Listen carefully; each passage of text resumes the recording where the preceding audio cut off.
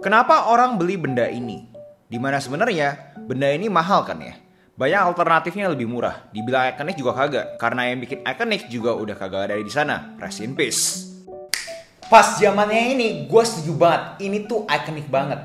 Tapi kalau kita lihat 10 tahun ke belakang, kok kayaknya gitu-gitu aja kan ya?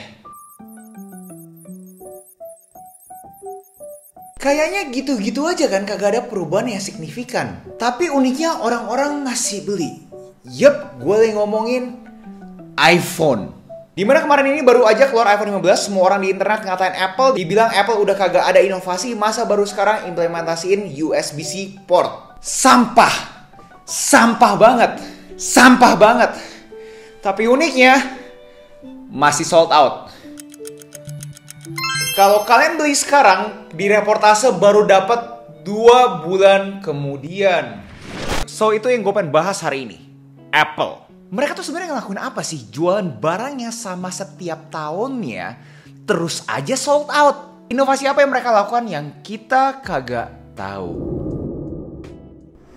Buat kalian yang asing terhadap Apple, perusahaan raksasa ini dimulai dari suatu garasi di mana ada 2 pemuda ini yang namanya Steve dan Steve Jobs dan Steve Wozniak. Singkat cerita, mereka tuh temenan. Steve ini ngajak partneran, Steve ini bilang ya udah. Steve ini ambisius parah, idealismenya tinggi, sampai sempet ditendang dari Apple-nya langsung. Cuma abis itu balik lagi setelah perusahaan barunya diakuisisi sama Apple. Abis itu revolusi industri musik, industri handphone, industri software, yang dibilang zaman emasnya Apple. Dimana setiap kali ada acara Apple, semua orang tuh excited. Wah, ada apa nih? And we are calling it iPhone. Today Apple is going to reinvent. Fast forward, Steve Jobs akhirnya meninggal. Rest in peace. Dan suksesornya, penerusnya adalah yang namanya Tim Cook. Sangat beda dengan Steve Jobs, Tim Cook ini backgroundnya adalah operasional. Business minded, dia adalah salah satu figur yang diberikan kredit terhadap efisiensi cost-nya Apple dan supply chain-nya yang mendadak jadi rapi. Mau kalian nyinyirin seberapa rendahnya inovasi Apple, di bawah kepemimpinan Tim Cook, dia tuh santai aja. Karena kalau kita ngomongin perusahaan, pada umumnya orang peduli apa sih? Angka, numbers. Karena ini kan bukan aksi sosial atau kalian punya passion kan. Ini adalah suatu alat, suatu medium, suatu format yang diinvestasikan orang-orang untuk menghasilkan uang. Dimana Apple itu masih bisa meningkatkan, mereka punya nilai perusahaan lebih dari 10 kali lipat dari Steve Jobs meninggal. Dan menjadi perusahaan ternama yang mempunyai market cap 3 triliun dolar. Bukan rupiah guys, dolar. Fast forward ke tahun 2023, perusahaan Apple di bawah kepemimpinannya Tim Cook terkesan perusahaan yang tidak berinovasi lagi. Karena kalian lihat apa bedanya iPhone 11 sampai iPhone 15. Orang-orang Android suka ketawa sama orang-orang yang beli iPhone. Di event kemarin yang paling orang-orang bahagia banget denger announcement-nya adalah saat mereka confirm memakai charger USB-C. Dimana itu pun bisa dibilang bukan inovasi, tapi keharusan dari European Union. Tapi mau kalian nyinyirin seberapa payahnya Apple ini terhadap iPhone paling barunya, Tim Cook cuma bisa ketawa. Saat kemarin sudah dibuka untuk pre-sale iPhone 15, lu kagak bisa langsung dapet. Yes, dan lu kagak salah lihat guys. Lu kalau misalnya beli sekarang, lu bakal dapet iPhone 15 tersebut di 2 bulan kemudian.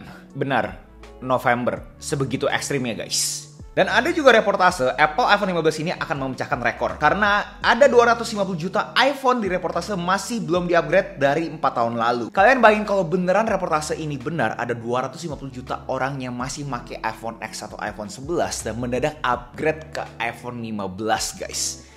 250 juta. Dikali sama harganya yang kita pukul rata ya $1.000.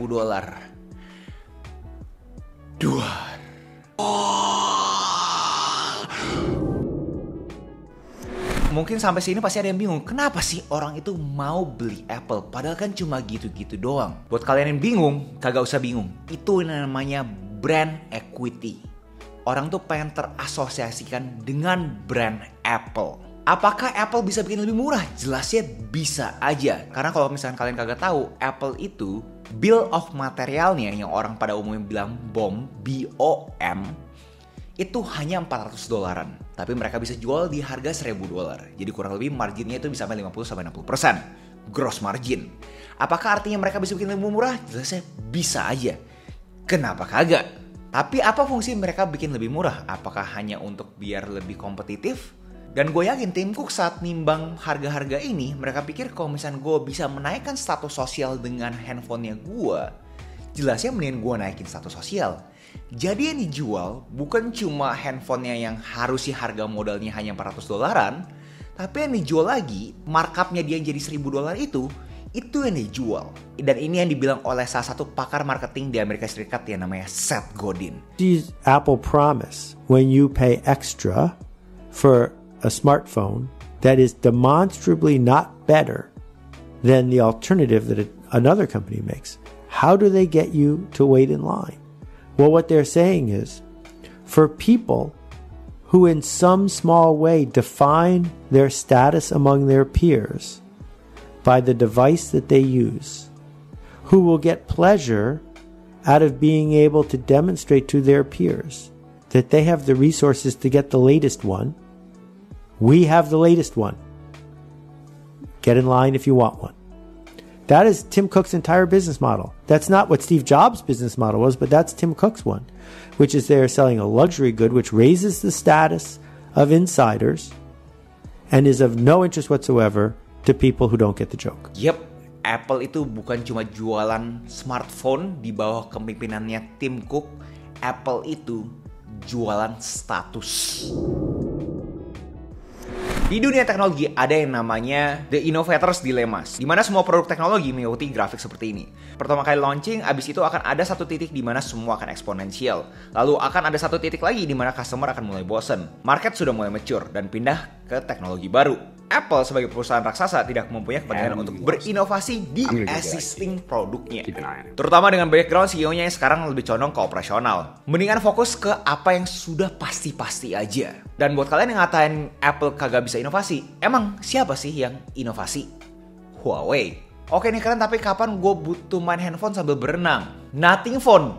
Keren sih. Pas charger bisa belakangnya nyala kayak zaman BBM dulu. Terkesan ya gitu-gitu aja kan. Kayak market smartphone ini ya udah mature, udah dewasa. Terutama buat masyarakat pada umumnya, the majority. Dan ini dibahas yang namanya the law of diffusion of innovation. Mana mayoritas orang-orang tuh kagak peduli teknologi seperti apa. Yang orang-orang seperti ini mau apa sih?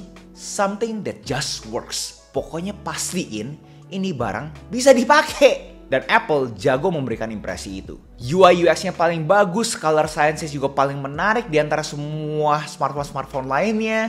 Dan belum kalau kita ngomongin Indonesia secara spesifik, memberikan kita social status. Apa nih maksudnya just works? Kayak gua sekarang masih pakai namanya iPhone 6s. Kalian bayangin ini iPhone udah hampir 8 tahunan, masih bisa gue pakai. Dan gue berasa gue kagak butuh ganti. Gue berasa semuanya masih bisa jalan. Untuk aktivitas gue sehari-hari, gue masih cukup pakai iPhone 6s guys. Yang mungkin sekarang harganya cuma 500.000 kali. Kalian bayangin screen-nya udah kayak gini. Baik lagi buat kalian yang tanya kenapa, just works. Untuk perusahaan yang nilai $3 triliun, gue yakin mereka tuh harus berhati-hati. Mereka butuh mitigasi resiko-resikonya mereka. Karena namanya juga public company, kalian tanda kutip salah dikit aja, itu bisa gerak. Contoh kemarin itu di China itu katanya ada problem sama Apple. Katanya bakal di-ban atau segala macam. Akhirnya pasar bereaksi juga. Dan itu kenapa perusahaan raksasa itu rigid, kaku gitu. Tapi raksasanya 3 triliun. Siapa nih yang bisa ngegoyangin 3 triliun tersebut? Dan itu gue cocok logikan juga kenapa mereka itu mau memperkenalkan Vision Pro. Karena mereka rasa the next computing platform udah bukan di handphone lagi. Mungkin kedepannya adalah di kacamata kita. Itu pure spekulasi gue karena gue berasa smartphone sudah mature, dewasa. Gue kagak tahu lagi apalagi breakthrough yang bisa bikin mass majority itu berasa kayak seakan-akan gue butuh handphone ini. Dan layaknya di Innovator's Dilemma punya graphics, gue rasa akan ada S-curve lanjutannya dari iPhone ini. Apakah itu Vision Pro? Kagak ada yang tahu. Mungkin aja, tapi jelasnya per hari ini kita akan skeptis berapa banyak orang sih yang bakal pakai headset gitu gede terus jalan-jalan. Apakah mereka bisa kayak Google Glass di mana semuanya ada di kalian punya kacamata ya udah cukup? itu pertanyaan. Tapi kalau misalkan semua ada di sini, apakah nanti bakal mengganggu kita punya penglihatan? Itu semua pertanyaan-pertanyaan yang belum ada jawabannya per hari ini. Apakah benar sesuai reportase Apple bakal bikin Apple Car? Gue kagak ada yang tahu. Tapi gue punya opini pribadi terhadap ini semua. Apple itu sebuah perusahaan yang tanda kutip tidak inovasi lagi. Menurut gue di dalam konteks teknologi yang breakthrough memang benar. Karena mereka kagak punya kepentingan untuk bikin sesuatu yang breakthrough. Mereka punya kepentingan dengan mereka punya valuasi $3 triliun. Yang mereka butuh adalah just works. So itu aja video essay gue hari ini. Kalian sendiri bakal beli Apple iPhone 15 Pro atau kagak? Coba kalian komentar aja di bawah. Atau kalian merasa udah saatnya gue pindah ke Android. Coba diskusi di kolom komentar apa yang ngebuat kalian itu mau beli iPhone, apa yang membuat kalian itu masih di Android. Yuk sama-sama kita diskusi di kolom komentar. Itu aja. Jangan lupa like, comment, subscribe, nyalain notifnya, share ke teman kalian, and I'll see you in next video. Salam kreatif.